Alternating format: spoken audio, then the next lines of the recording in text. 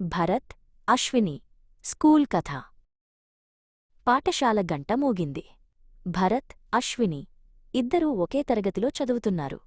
వాళ్ళు చాలా మంచి స్నేహితులు. ప్రతిరోజూ కలిసి పాఠశాలకు వెళ్లేవారు.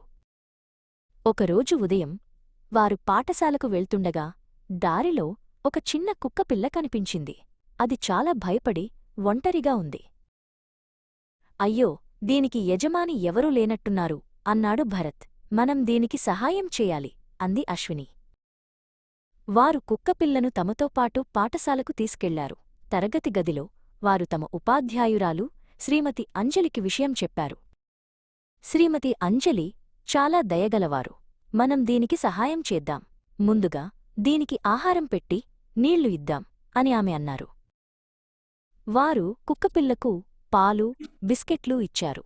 కుక్కపిల్ల ఆకలిగా ఉన్నట్టుంది. వెంటనే తినడం మొదలుపెట్టింది. అశ్విని దానికి బడ్డీ అని పేరు పెట్టింది. పాఠశాల తరువాత భరత్, అశ్విని బడ్డీని తమతో ఇంటికి తీసుకెళ్లారు. వారు బడ్డీ యజమానిని కనుగొనడానికి ప్రయత్నించాలని నిర్ణయించుకున్నారు. వారు తమ కాలనీలో కుక్కపిల్ల దొరికింది అని పోస్టర్లు అతికించారు. చాలామందిని అడిగారు, కాని ఎవరూ బడ్డీ యజమానిని గుర్తించలేకపోయారు.